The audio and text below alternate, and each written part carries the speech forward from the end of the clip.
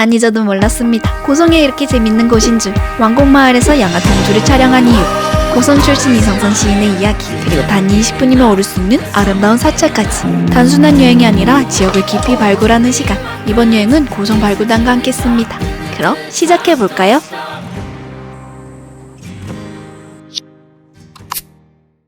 저는 이번 프로그램을 탐방레터를 통해서 알게 되었는데요. 탐방레터를 구독하면 전국 곳곳의 로컬 소식과 특별한 혜택을 매주 2번 무료로 받아볼 수 있습니다. 특히 이달의 탐방이라는 코너에서 매달 한 지역과 로컬 브랜드를 깊이 있게 소개해주는데, 이번 고성 여행도 바로 거기서 알게 된 거죠. 여행의 첫 시작은 고성문화재단. 참여자에게 선물 패키지가 준비되어 있었는데요. 이거 키워드 보시고 하나씩 뽑아볼게요. 이거 웃기죠? 가장 설렜던 건 시크릿북, 북극 서점에서 준비한 책이라고 합니다. 제가 받은 책은 대본집인데 차에서 확인하고 너무 좋아서 바로 인증사진 남겼죠. 그리고 탐방 손수건도 주는데 하루 종일 유용하게 활용했답니다. 이렇게 오리엔테이션에서는 고성의 문학 이야기와 시를 쉽게 쓰는 방법을 배웠는데, 여기서 배운 내용이 여행 내내 떠올라서 정말 도움이 됐습니다. 이번 여행은 전용 셔틀버스로 이동해 편하게 다닐 수 있었죠. 이제 밥을 먼저 먹을 거거든요. 금강산도 식후경이라는 말이 있죠. 그나저나 오늘 일정에는 금강산도 있습니다. 왕곡마을 초입에 자리한 왕곡마을 저작거리 향토식당은 왕곡마을에서 운영하는 식당인데요. 저는 여기 비빔밥 진짜 추천해요. 정갈하면서도 든든한 한 끼 식사였습니다. 원래 가격은 10,000원인데 발굴단 프로그램에 포함돼 있어 무료로 식사를 즐길 수 있었죠. 개인적으로도 방문 가능한 곳입니다. 만주 지역에 뛰어나가지고 달았는데 그 만주 지역이 없어가지고 생각보다. 다음으로 방문한 곳은 영화 동주 촬영지로 알려진 왕곡마을입니다. 자유시간이 주어지기 전에 먼저 다 함께 이동했는데요. 여행지에 대한 상세한 설명을 들으니 이 마을이 다시 보이더라고요. 이곳에서 왜 영화 동주를 촬영했는지 궁금하시죠? 왕곡마을은 19세기 전후로 만들어진 북반시 정통가옥 50여 채를 원형 그대로 간직한 민속마을로 지금도 실제 거주민이 살고 있습니다. 북방시 가옥의 특징은 집과 집 사이에 담장이 없다는 점, 눈이 많이 오는 지역이라 고립되지 않도록 한 지혜라고 해요. 그리고 일조량도 확보하기 위해서라고도 하죠. 이렇게 사람이 사는 곳에는 담이 없는 대신에 관광객은 못 들어오게 쳐져 있습니다. 도깨비 공유도 다녀가 한가만. 여기는 채무성 가옥입니다. 담장이 진짜 없네. 소 있다. 여기가 바로 마을 회관. 현시. 그리고 웬만하면 밖으로 안 나가고 실내에서 이어질 수 있도록 겹집인 게 특징이라고 합니다. 굴뚝 위에 항아리를 얹고 물을 담아 화재를 예방하는 모습까지 모두 북반식 한옥의 특징을 잘 보여주는 곳이라 영화 동주 촬영지로 제격인 곳이죠.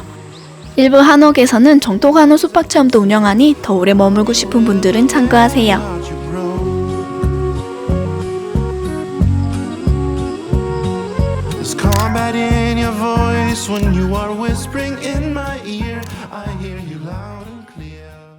마을 이제 다음 목적지로 고.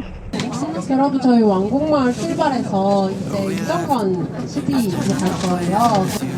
라고 하면 14세기부터 다음은 고성이 낳은 시인 이성선 시인을 만나러 갔습니다. 동록굴 입구에서 시작되는 시인의 길에는 그의 시와 이야기가 곳곳에 남아있는데요. 나도 별과 같은 사람이 될 수 있을까? 나는 별이 될 수 있을까? 아주 작은 동네에 자리하고 있어서 이 프로그램에 참여하지 않았다면 알지 못했을 곳이라고 생각해요. 보시면 정면에 이렇게 울산바위가 바로.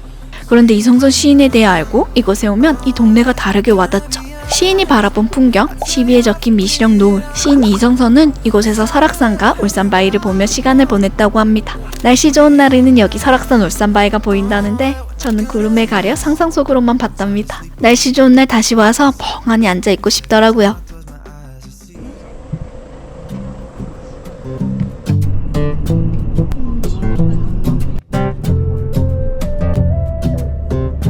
마지막 목적지는 수바이가 한눈에 보이는 금강산 화암사입니다.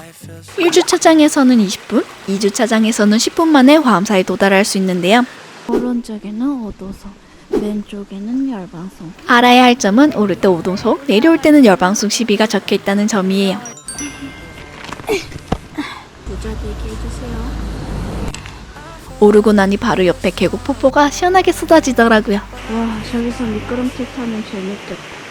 와, 저기 고성 시내가 보일 줄이야.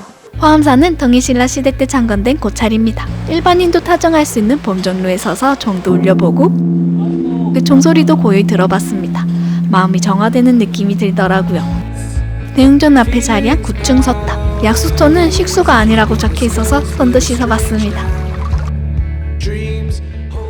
해설사님 말로는 여기서 여기까지 한 30분, 왕복 30분에서 1시간이 걸린다고 하대요. 와, 이 사이에 수박이. 와, 너무 멋있다, 실제로. 산책로를 따라 위로 올라가면 미륵전이 나오는데요. 여기가 진짜 전망대죠. 달마분, 울산바위, 수바위, 고성 시내. 아, 아니네. 속초 시내네. 저 멀리 보이는 도시는 고성인 줄 알았는데 속초더라고요. 화엄사의 으뜸은 역시 수바이. 수바이는 3번 흔들면 쌀이 나왔는데 욕심을 내 바위를 6번 정도 흔들었더니 피가 나왔고 더 이상 쌀이 나오지 않았다는 전설이 있는 바위입니다. 그거는 뭐다? 욕심 부리지 말라. 욕심 부리지 말자고요. 이곳에서는 웅장한 설악산을 바라보면 짧은 시를 엽서에 직접 적는 미션이 주어졌는데요.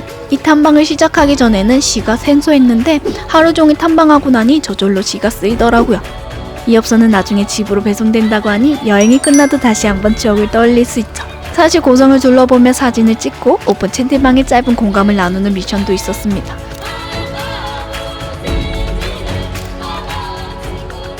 지역의 이야기를 배우고 직접 체험하고 그리고 함께 나누는 경험 덕분에 고성이라는 도시가 더 특별하게 다가오더라고요. 여러분도 전국 곳곳의 로컬 이야기를 받아보고 싶다면 무료 구독이 가능한 탐방 레터 꼭 구독해보시는 걸 추천합니다. 탐방 레터를 통한 다음 여행이 더 기대되죠. 오늘 여행이 즐거우셨다면 여행작가 본피 구독과 좋아요는 사랑입니다. 그럼 빠이.